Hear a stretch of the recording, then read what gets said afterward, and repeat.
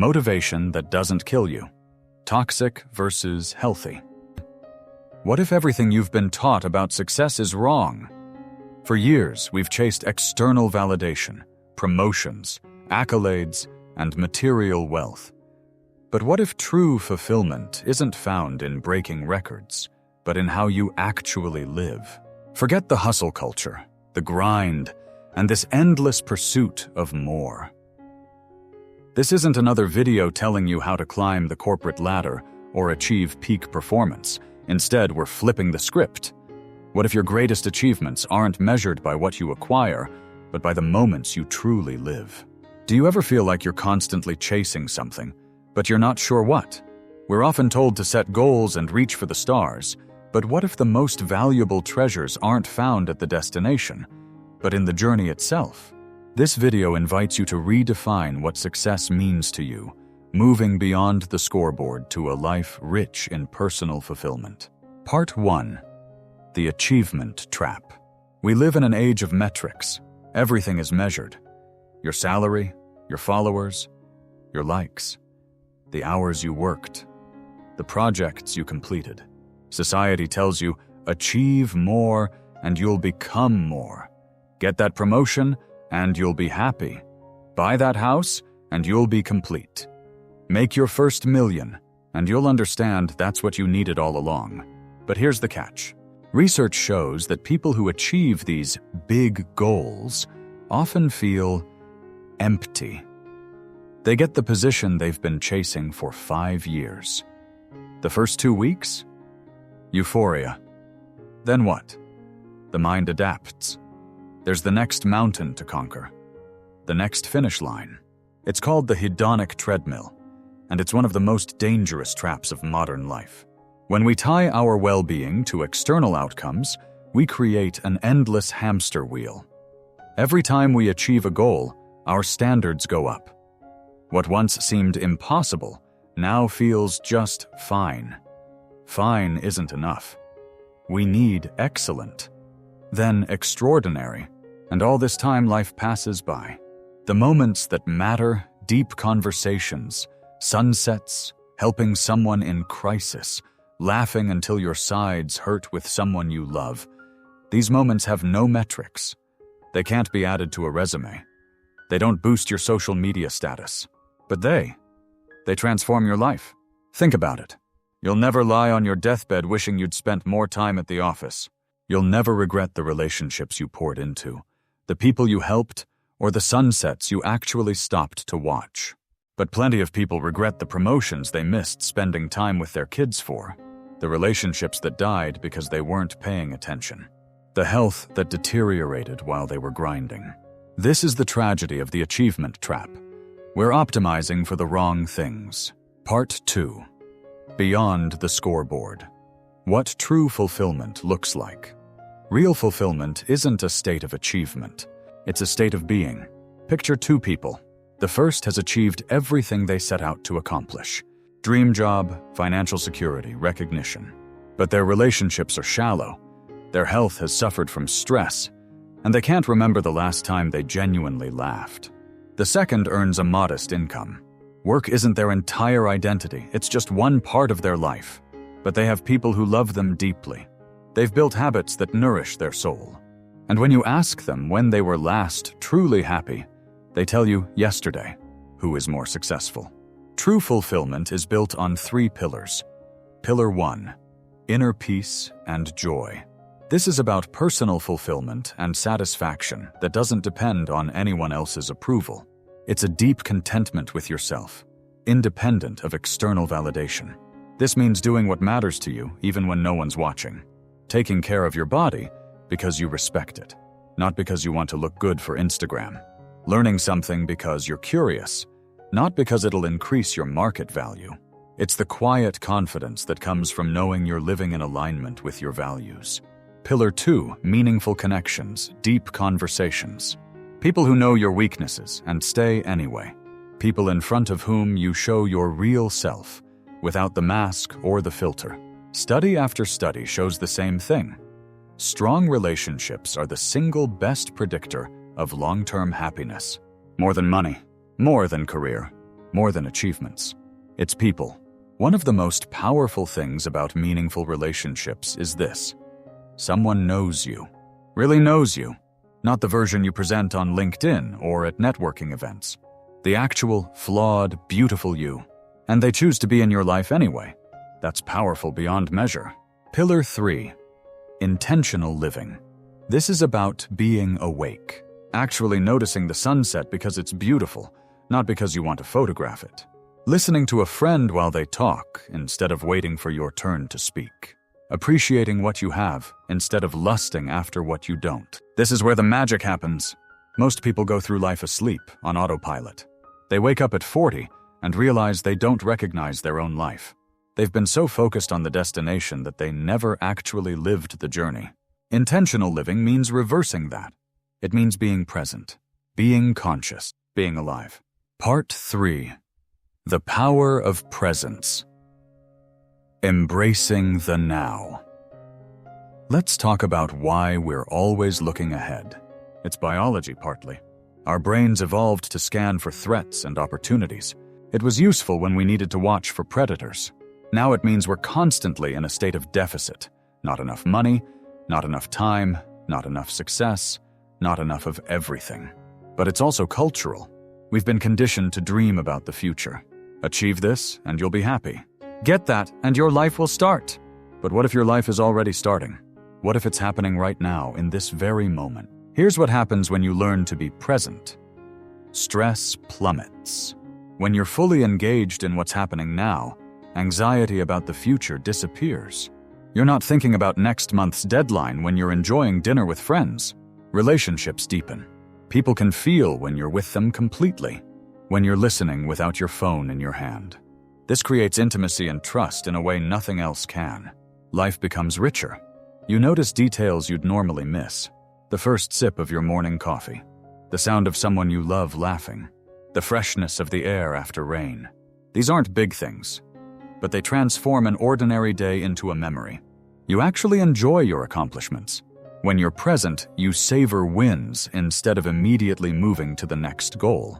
You let yourself feel the satisfaction. Your nervous system heals. Constant striving keeps you in a state of low-grade stress. Presence allows your body to truly rest. How to start practicing presence. Start small.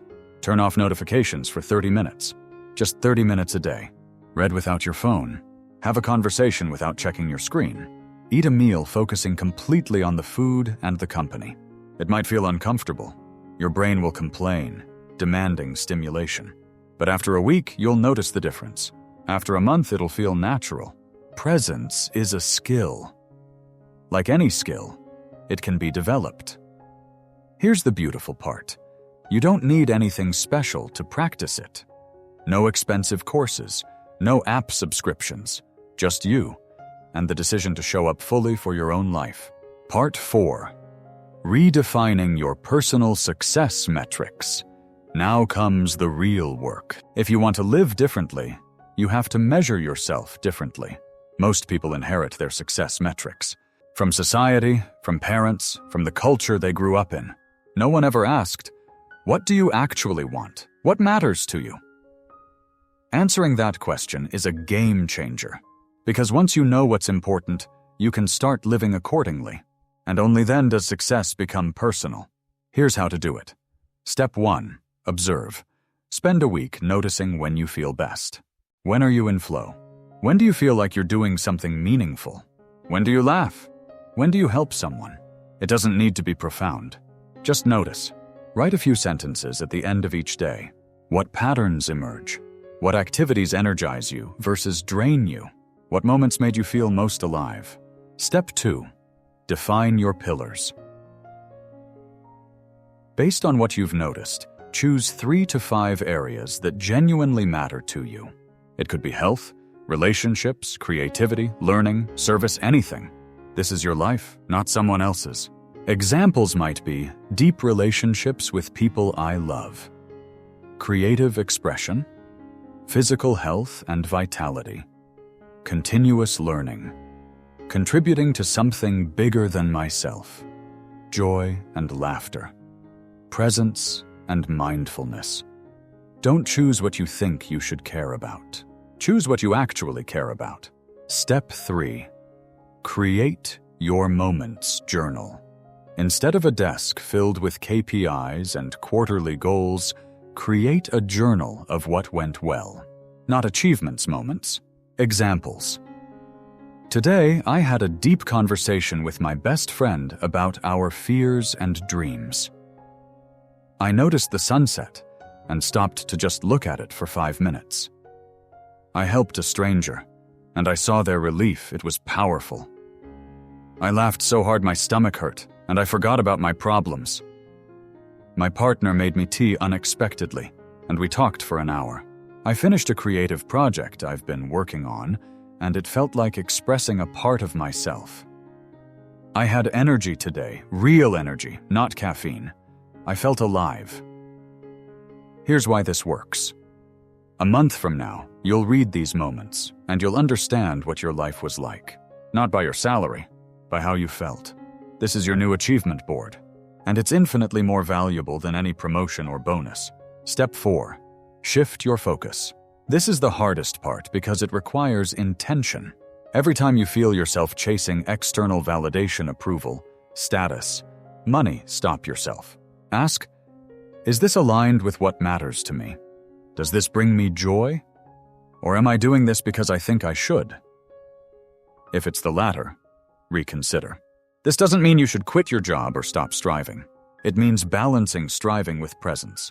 It means pursuing goals that align with your true self, not with who you think you're supposed to be. You can be ambitious and present. You can chase excellence and enjoy the process. You can want success and define it on your own terms. The key is alignment. When your external pursuits match your internal values, something shifts. It's no longer a grind. It becomes a calling. Part 5. Living a richer life. Your journey to authentic achievement. Let's tie this all together. If there's one thing I want you to take from this video, it's this. Your life is happening right now. Not when you reach the next milestone. Not when you earn enough money. Not when you meet the one. Right now. And the quality of that life isn't determined by the size of your bank account or the letters after your name. It's determined by how often you laugh, how deeply you love, and how many times a day you notice something beautiful. The long-term benefits of prioritizing moments over records are simple. Less stress.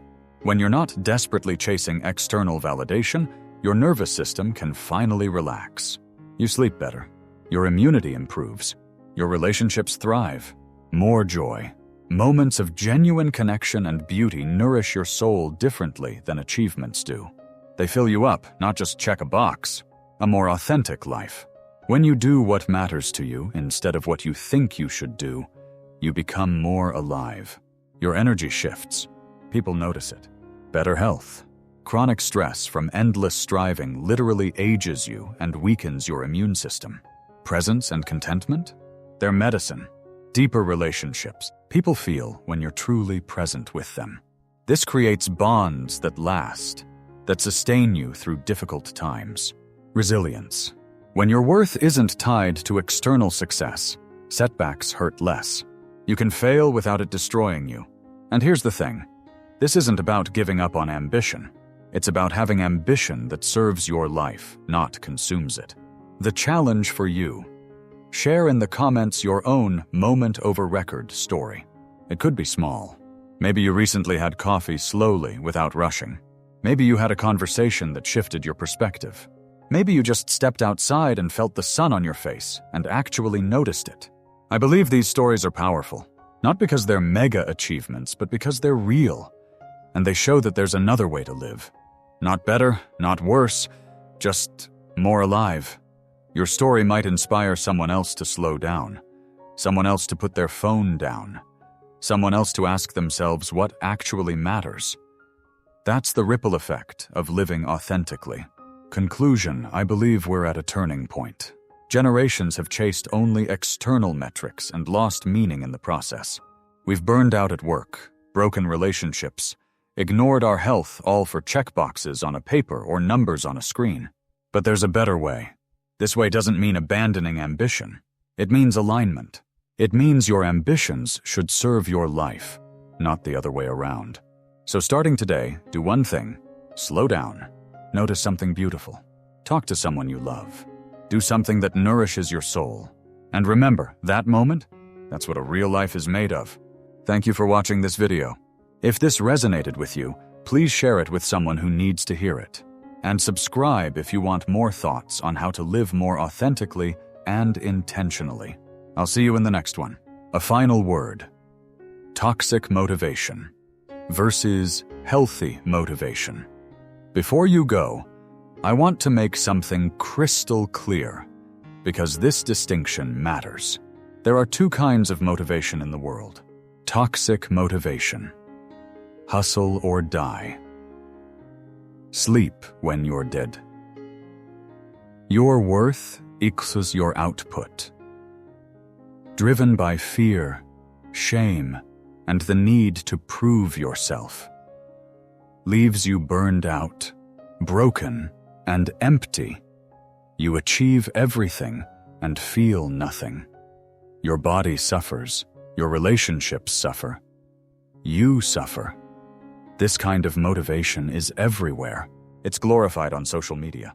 It's praised in boardrooms, and it's destroying people. Healthy motivation. Work with intention. Rest with intention. Your productivity serves your life, not the other way around.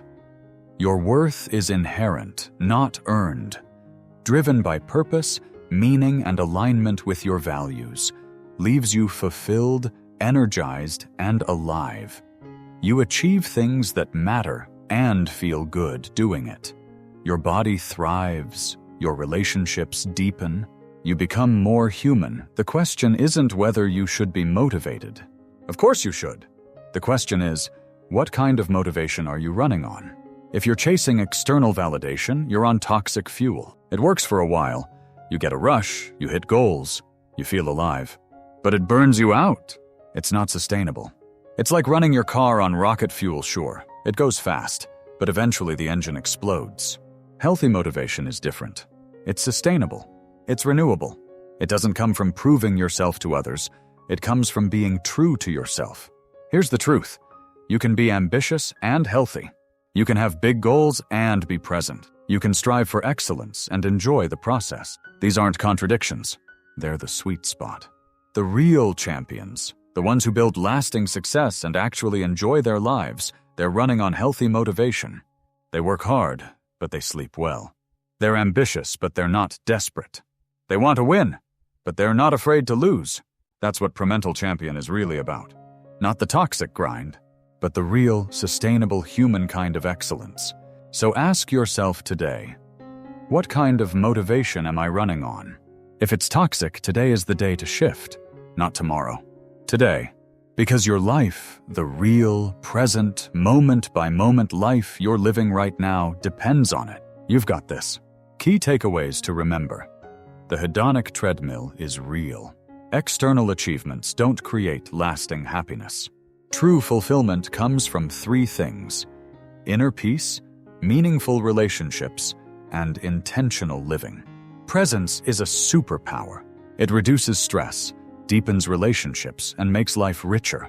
You get to define success. Don't inherit someone else's metrics. Moments matter more than metrics. A life well lived is measured by how you feel, not what you achieve. You can be ambitious and present. It's not either or. It's both and. Start small. 30 minutes of presence a day compounds into a transformed life. Your story matters.